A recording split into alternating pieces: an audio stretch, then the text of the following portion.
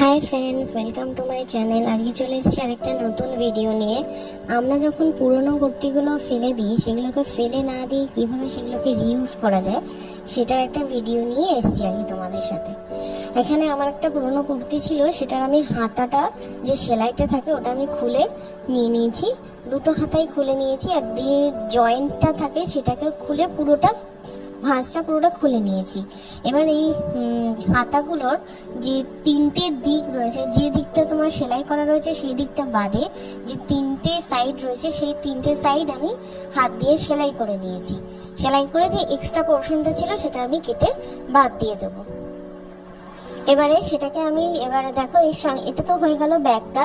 এবারে আমি আমার কাছে যে পুরনো আরও একটা অন্য কুর্তির হাতাটা খুলে রাখা ছিল, সেটার ওই যেটা নিচের দিকে একটা ছোট শক্ত অংশ থাকে যেটা বক্রম বলে, সেখানটা আমি খুলে রেখে দিয়েছিলাম। এবার ওই অংশটা দিয়ে আমি এটার হাতলটা বানাবো।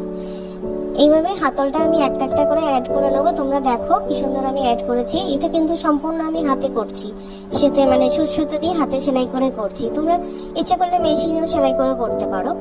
তো এইভাবেই আমি ব্যাগটা তৈরি করে নিয়েছি। এটার কোনো কিছু করার দরকার নেই। এইভাবে রেডি টু ইউজ ব্যাগ, আমাদের রোজকার দৈনন্দিন বাজার করার জন্য একটা ছোট ব্যাগ আমাদের সবসময় লাগে।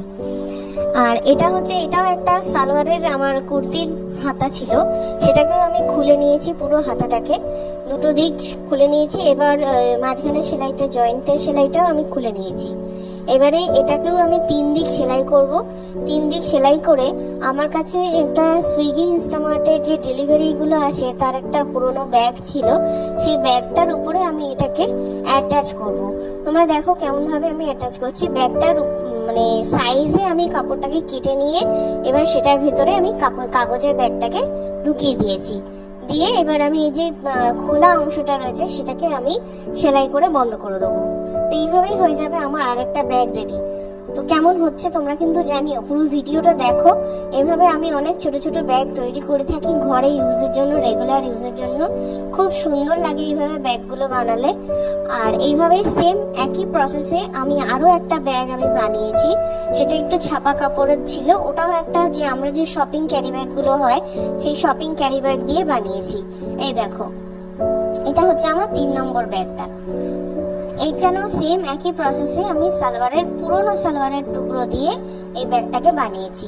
প্রথমে কেটে নিয়ে 3 দিক সেলাই করে উপরের অংশটাকে ব্যাগের সঙ্গে অ্যাটাচ করে দিয়েছি। কেমন হয়েছে জানিও বন্ধুরা। আমার চ্যানেলটাকে লাইক করো, শেয়ার করো, সাবস্ক্রাইব করো। আর থ্যাংক ইউ ফর ওয়াচিং।